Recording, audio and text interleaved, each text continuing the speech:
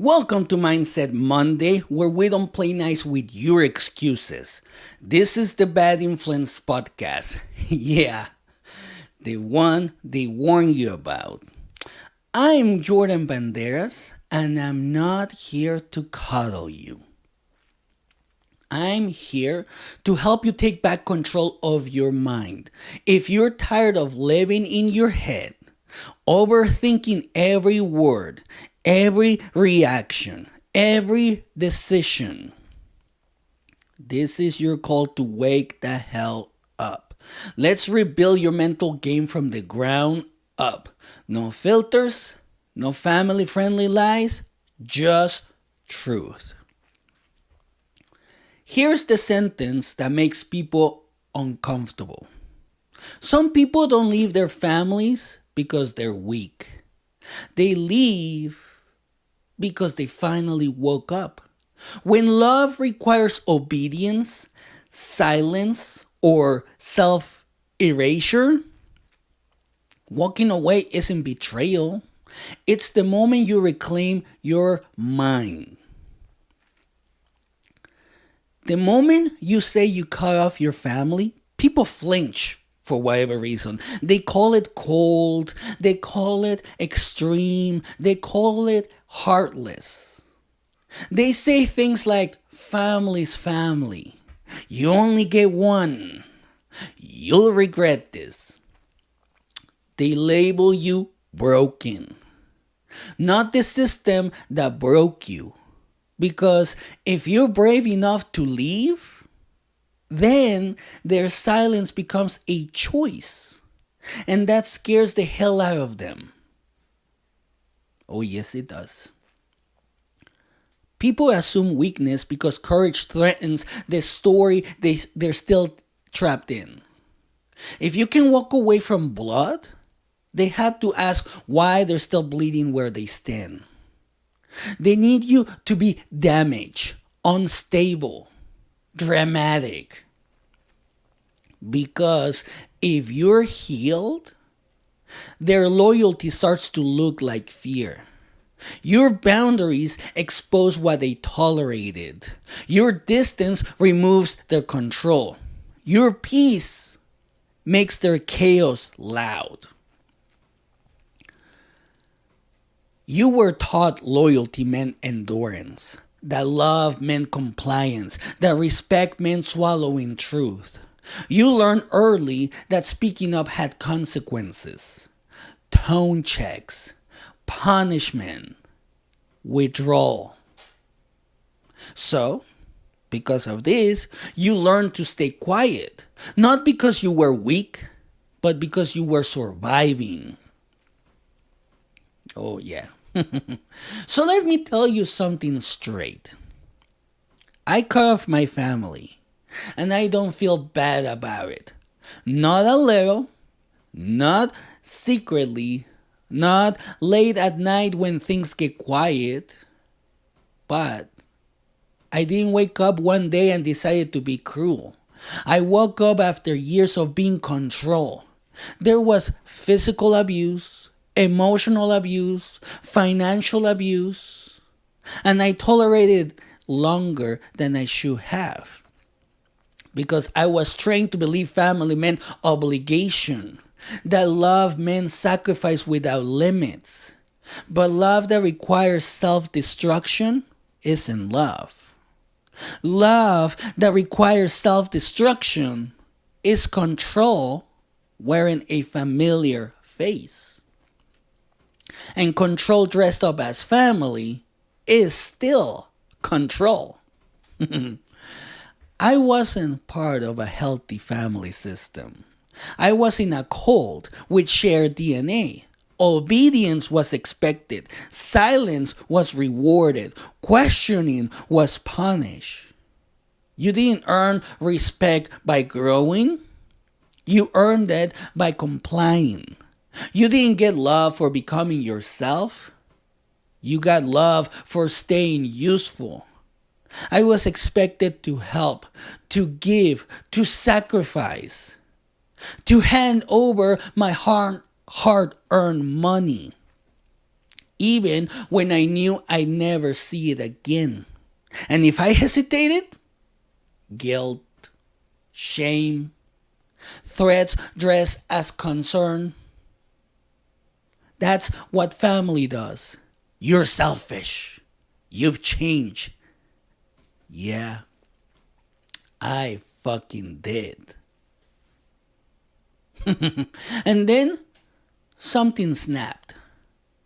Not in anger, not in rage, but in clarity. I realized something that rewired my entire nervous system.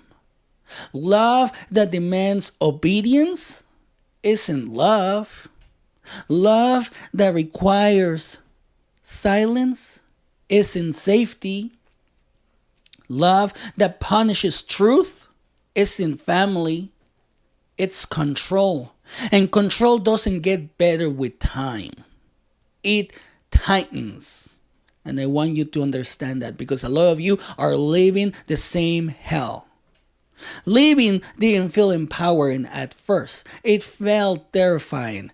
Guilt hit first. Fear followed. That internal voice got loud. You're the problem. You're ungrateful. You'll regret this. That voice wasn't intuition. It was programming. Years of conditioning firing one last time. But something else happened too. Something I didn't expect. My nervous system finally exhaled. Silence stopped feeling dangerous. Peace stopped feeling wrong. I didn't have to explain myself anymore. I didn't have to justify boundaries. I didn't have to perform loyalty. I didn't have to bleed to belong. For the first time, my body wasn't bracing. My mind wasn't scanning for backlash. My words didn't need rehearsal. That's when I realized something terrifying and beautiful. I wasn't broken. I had been contained. And the moment the cage opened, I could finally breathe. Not loudly, not dramatically, just deeply. For the first time in my life. People think cutting off family is the hard part. It's not. The hard part is waking up the next morning and realizing you don't know who you are without them. No script, no role, no expectations to rebel against. Just you. When control leaves, it doesn't get replaced immediately. There's silence, and that silence feels wrong at first. But chaos was familiar. You were trained to confuse intensity with love, volatility with connection. So peace feels suspicious, like you're waiting for something bad to happen. That's not intuition, that's withdrawal. Leaving a toxic family system feels like detox. Your body panics. You second guess yourself. You replay conversations. You rewrite memories. Was it really that bad? Maybe I overreacted. But that's not truth talking. That's conditioning begging for control again. Because control hates losing access. I didn't rebuild my life with speeches. I rebuilt it with decisions no one clapped for. Choosing peace over proximity. Choosing distance over dysfunction. Choosing sleep without anxiety. Choosing money without guilt. Choosing relationships where love didn't come with debt. Brick by brick. Boundary by boundary. I had to learn what I actually liked. Not what was allowed, what I believed, not what was expected, what I stood for. when there was no backlash attached. That's when identity stopped being theoretical and became embodied. Then came the anger, and yes, it was necessary. Anger for the lost time, anger for the stolen boys, anger for being trained to feel guilty for wanting peace. But anger wasn't the destination, it was the bridge. Anger showed me where boundaries belong. Then it stepped aside. One day, I realized something subtle. I wasn't reacting anymore. I wasn't rehearsing conversations in my head. I wasn't bracing for punishment. I was just living. Making choices without asking permission. Holding boundaries without apology. And my voice sounded like mine again. Not defensive. Not shaky. Grounded. That's when people get angry. Not because you left, but because you didn't collapse. You didn't fail. You didn't come crawling back. You built something without them. And that exposes the lie they're still living. Your peace threatens their control. Your healing removes their leverage. And here's the part nobody prepares you for.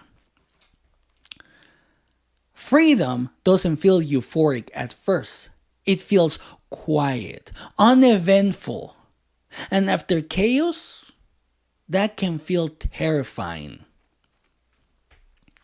Your nervous system was trained on volatility. Drama meant attention. Tension meant connection. Walking on eggshells meant belonging. So when peace shows up, your body asks, what's the catch? Well, guess what? There is no catch. There's just no control anymore. And that's hard to understand sometimes. People will tell you family is family. What they really mean is, don't make me question my own silence. They call you unforgiving, cold, extreme. But they were not there. They didn't absorb the damage. They didn't pay the cost. I want you to understand this. Loyalty isn't obedience. It isn't self-erasure. And it sure as hell isn't enduring abuse quietly. Real loyalty starts with self-respect. Without that, everything else is fear pretending to be virtue. You didn't abandon your family. You abandoned a system that required you to disappear.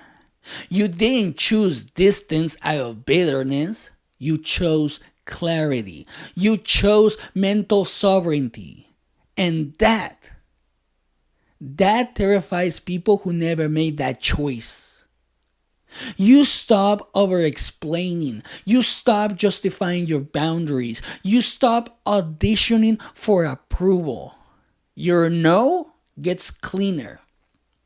Your yes gets rarer. And your life gets quieter, but stronger at the same time. What kind of life do you want to build?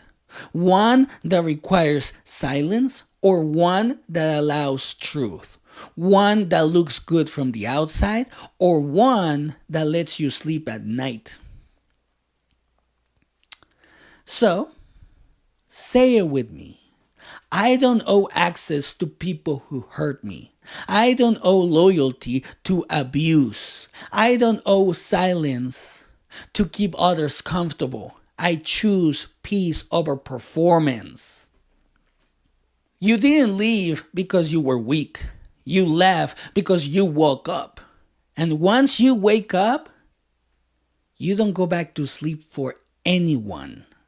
Not for blood, not for guilt, not for fear. You build a life that doesn't require self-erasure. And you never apologize for surviving. So remember, the choice is yours. And that's it for today. If this episode hit you in the gut, good. That means something inside you recognize the truth. Don't ignore it. Draw the damn line. Hold it. Let the right life meet you there. Hit that subscribe button so you don't miss the conversations that actually free people. Share this with someone who's silently carrying guilt they don't deserve. This is the Bad Influence Podcast. We don't protect your comfort zone here. We protect your clarity. Until next time, know your worth and never flinch. Have a great day.